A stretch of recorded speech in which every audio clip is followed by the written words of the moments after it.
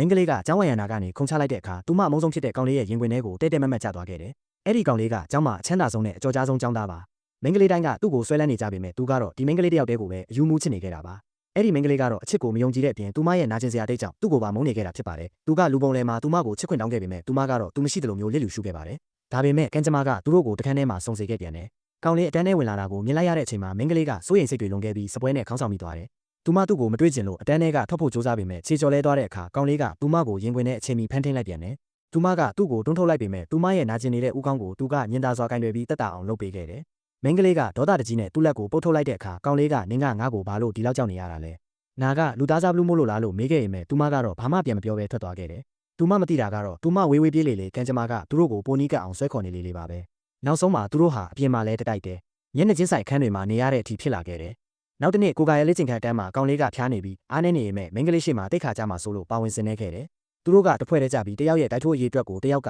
ရေတွက်ပေးရတဲ့အလုပ်ကိုလုပ်ရတယ်။ဒါပေမဲ့ကောင်လေးကသူမကိုကြည့်နေရင်းနဲ့တင်ရင်ခုန်နှုံးတွေမြင်လာပြီးအရေးအတွက်ရေးဖို့မေ့သွားခဲ့တယ်။မင်းကလေးကတော့သူတမင်တကာကလက်စားချေတယ်လို့ထင်ပြီးသူမကလည်းသူ့အတွက်မရေတွက်ပေးခဲ့ဘူး။ရလက်အနေနဲ့ကောင်လေးဟာဖျားနေတဲ့ကြားက9ကီလိုမီတာပြေးရတဲ့အပြစ်ဒဏ်ကိုခံခဲ့ရတယ်။အပြစ်ဒဏ်ပြီးတာနဲ့သူကမင်းကလေးစီတန်းတန်းမတ်မတ်သွားပြီးငါကတော့ဓာတ်အတွက်နဲ့အသက်တောင်ပေးလိုက်ရတော့မယ်။နင်ကတော့ငါအတွက်မရေပေးဘူးပေါ့လေလို့ဒေါသတကြီးပြောလိုက်တယ်။မင်းကလေးကအေးဆက်စွာပဲပြဿနာရှိရင်ဆရာနဲ့သွားပြောလို့ပြန်ပြောလိုက်တဲ့အချိန်မှာကောင်လေးဟာမူးဝေပြီးသူမရဲ့ပခုံးပေါ်ကိုမိကလဲကျသွားခဲ့တယ်။အဲ့ဒီတော့မှသူဖျားနေမှန်းသူမသိလိုက်ရတော့တယ်။အဲ့ဒီအချိန်မှာသူ့တငယ်ချင်းကပြေးလာပြီးကောင်လေးကိုတွဲခေါ်သွားရင်သူကနင့်ကိုတကယ်ချစ်တာ။နင်ကတော့သူ့ခံစားချက်တွေကိုကစားနေတာလို့ပြောလိုက်တဲ့အခါမင်းကလေးဟာနောင်နာတွေနဲ့ကြံရစ်ခဲ့တယ်။နောက်နေ့အတန်းထဲမှာမင်းကလေးကိုမတွေ့ရလို့ကောင်လေးလိုက်ရှာတဲ့အခါလူမိုက်တစုကသူမကိုလိုက်နေပြီးသူမကအဆုံးတနေရာကနေခုံချဖို့ပြင်နေတာကိုတွေ့လိုက်ရတယ်။သူအော်ဒါပေမဲ့သူမကခုံချလိုက်တဲ့အခါသူကအပြေးလွှားသွားဖမ်းလိုက်ပြီးသူမကိုကယ်တင်နိုင်ခဲ့ပြန်တယ်။သူမကိုသူ့ခန်းထဲခေါ်သွားပြီးရေတစ်ခွက်တိုက်တဲ့အခါသူမကညင်းနေလို့သူမရဲ့မျက်နှာလေးကိုကင်ပြီးသူကိုယ်တိုင်တိုက်ပေးခဲ့တယ်။သူမကတိုးတိုးလေးကျေးဇူးတင်စကားပြောတဲ့အခါနောက်တစ်ခါဒါမျိုးမလုပ်ပါနဲ့။အရန်အနေရများတယ်လို့သူကညင်သာစွာပြောလိုက်တယ်